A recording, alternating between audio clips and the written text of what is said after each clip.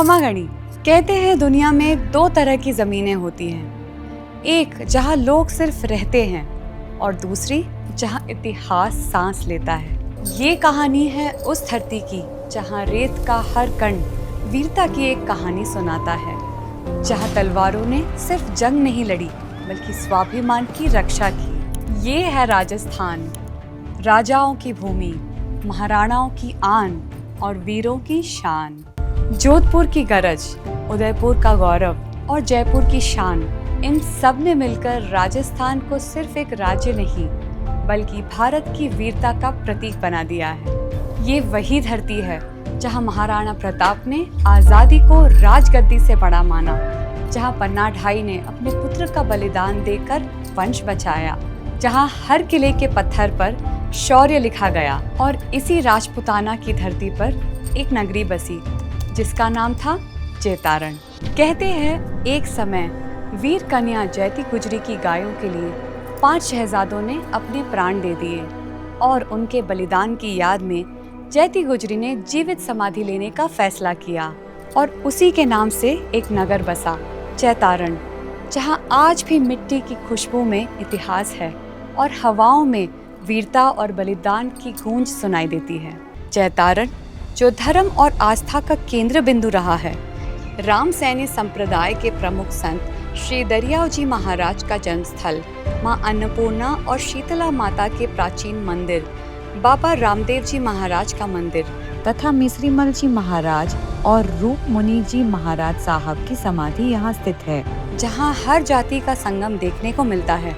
विशेष रूप से कुमावत समाज, जाट समाज, माली समाज, सीरवी समाज, राजपुरोहित समाज, गुज्जर समाज और देवश्री समाज जो जैतारण को एक अलग पहचान देते हैं।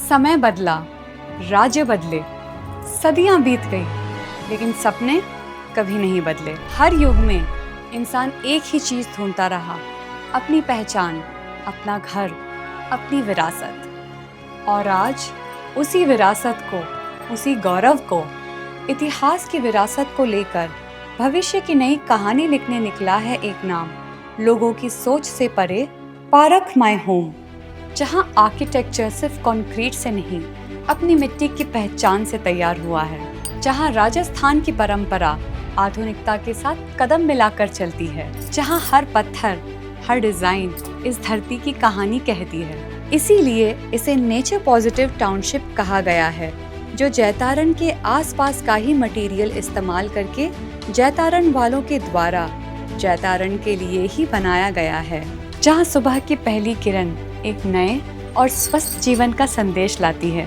जहां स्पोर्ट्स कोर्ट्स में हौसले तैयार होते हैं, जहां जिम में सिर्फ शरीर नहीं आत्मविश्वास भी मजबूत होता है, जहां सुरक्षा सिर्फ एक वादा नहीं एक व्यवस्था है।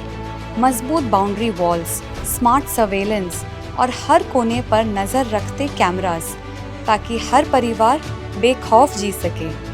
जहां आसमान को छूता हुआ 150 फीट का राष्ट्रध्वज हर सुबह हमें ये याद दिलाता है कि हम अलग अलग घरों में रहकर भी हम सब एक ही देश, एक ही पहचान से जुड़े हुए हैं। जहां एक एलईडी स्क्रीन सिर्फ मैचेस और मूवीज़ नहीं दिखाती, वो लोगों को जोड़ती है और एक टाउनशिप को एक परिवार में बदल देती है। क्योंकि असली टाउनशिप वो नहीं जहां लोग सिर्फ रहते हैं, असली टाउनशिप वो है जहां लोग एक दूसरे से जुड़ते हैं, जहां विकास और प्रकृति एक साथ बढ़ते हैं।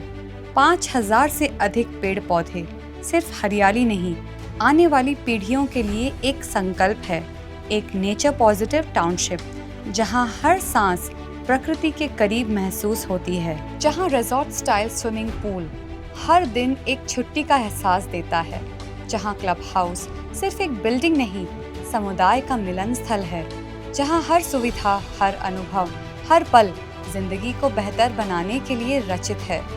क्योंकि कुछ जगहें सिर्फ बनाई नहीं जाती, उन्हें रचना पड़ता है।